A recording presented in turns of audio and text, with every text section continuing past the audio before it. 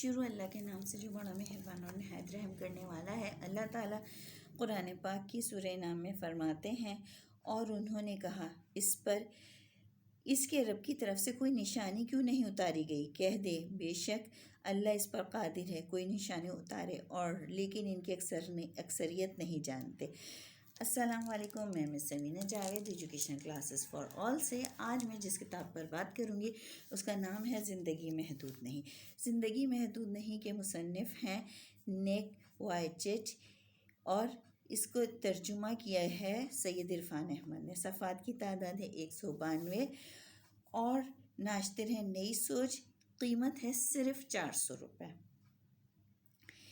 یہ دراصل مصنف نیک وائچٹ کی 2 کتابوں انسٹاپیبل اور لائف وداؤٹ لمٹس کا نہایت اچھا اردو ترجمہ ہے، معیاری اور بہترین اردو ترجمہ ہے۔ نیک وائچٹ کی زندگی پر اب فلم بھی بن چکی ہے، جس کے کچھ آپ ٹکڑے یوٹیوب پر دیکھ سکتے ہیں۔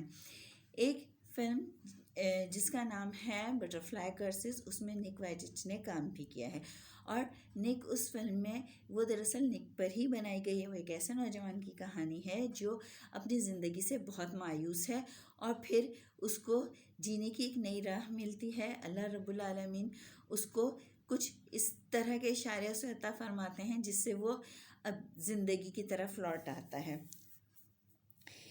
اس کتاب میں جو سب سے اہم بات میں آپ کو کہنا چاہتی ہوں، یہ والا دور، یہ جو مایوسی والا ہوتا ہے، 12 سے 25 سال کی عمر کے نوجوانوں میں ضرور آتا ہے، اور انہیں ایک وقت وہ بس ایسے ہو جاتا ہے کہ بس اب ہمارے لیے زندگی ختم ہو گئی۔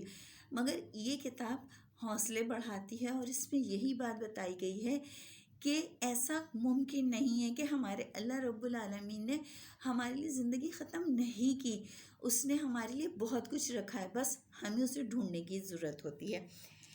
یہ کہانی دراصل ایک ایسے نوجوان کی ہے، یا آپ ایسے سمجھ لیں کہ اس کہانی کے اندر ایک ایسے والدین کا ذکر ہے جن کے ایک ایسی اولاد، ایک ایسا بیٹا ہوتا ہے جس کے پیدائشی طور پہ ہاتھ پاؤں نہیں ہوتے، اور پھر وہ بچہ جو ہے، ماں باپ اس کو حوصلہ دیتے ہیں، اس کو اتنی اچھی پرورش کرتے ہیں، اس کے اندر جینے کی امنگ پیدا کرتے ہیں، اور وہ اتنی محنت کرتا ہے اور دنیا پہ چھا جاتا ہے۔ سننے میں یقیناً یہ آپ کو کوئی افسانہ یا کہانی لگ رہی ہے، مگر یہ سچ ہے، اور اس کا ثبوت یہ کتاب ہے جو ہمارے پاس ہے۔ مگر اللہ نہ کرے جو کسی کے بھی گھر اس طرح کا بچہ پیدا ہو، کیونکہ ان والدین کے دل پہ کیا گزرتی ہے، اللہ نہ کرے، اللہ نہ کرے، اللہ نہ کرے جو ایسا دکھ کسی کو بھی ملے۔ اب اس کتاب سے ایک اقتباس میں آپ کی حاضر نظر کرتی ہوں۔ میری ماں نے جب مجھے دیکھنے کی فرمائش کی تو ڈاکٹر خاموش ہو گئے۔ میری ماں ایک تجربے کار نرس تھی، اس خاموشی کے معنی خوب اچھی طرح سمجھتی تھی۔ میری ماں نے چیخ کے کہا، مجھے بتاؤ کیا گڑبڑ ہے؟ ڈاکٹر نے کچھ توقف کے بعد بتایا، فوسیمیلیا۔ میری ماں اس لفظ سے خوب واقف تھی، اس نے چیخ چیخ کے رونے شروع کر دیا۔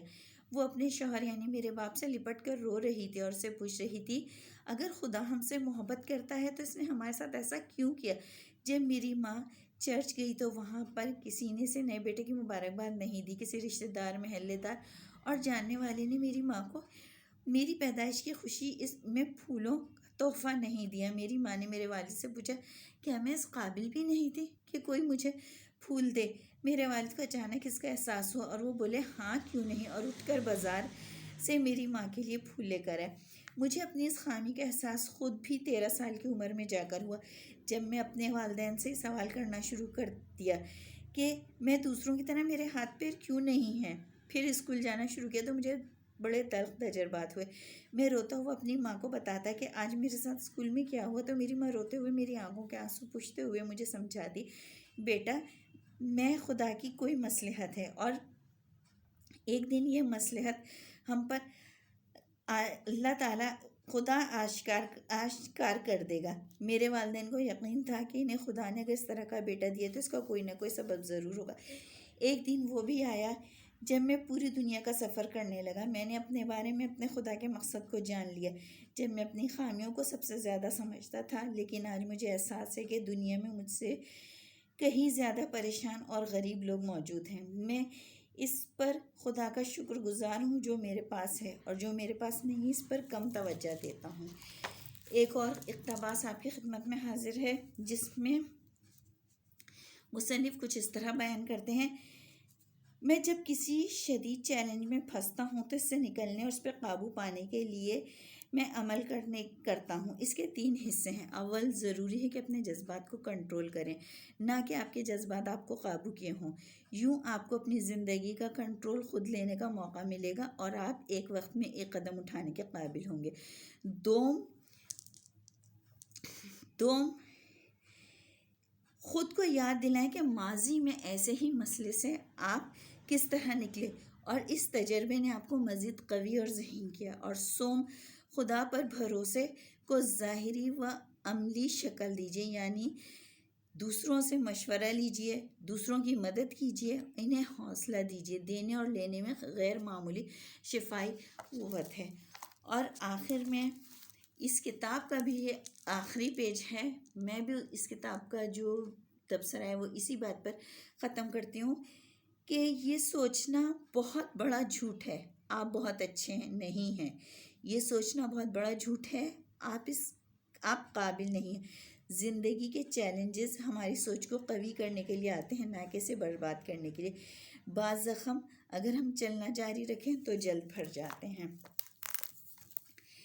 اپنے تمام اچھے پڑھنے والوں سے میں صرف ایک گزارش یہ کروں گی کہ آپ لوگ خدا رس کتاب کو ضرور پڑھیں۔ آپ کسی بھی شعبہ زندگی سے تعلق رکھتے ہیں، یہ آپ کو کتاب ضرور مدد دے گی۔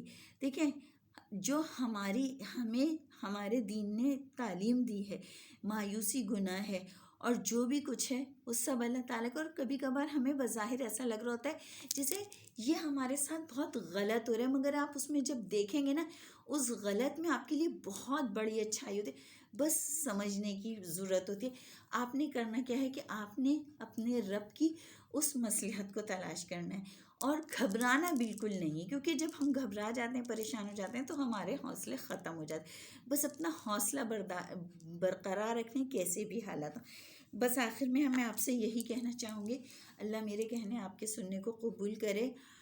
ارے اللہ، کوئی چیز آسان نہیں بجز اس کے جس کو تو آسان کر دے، اور تو چاہے تو سنگلاخ زمینوں کو نرم و ہموار کر دے۔ السلام علیکم۔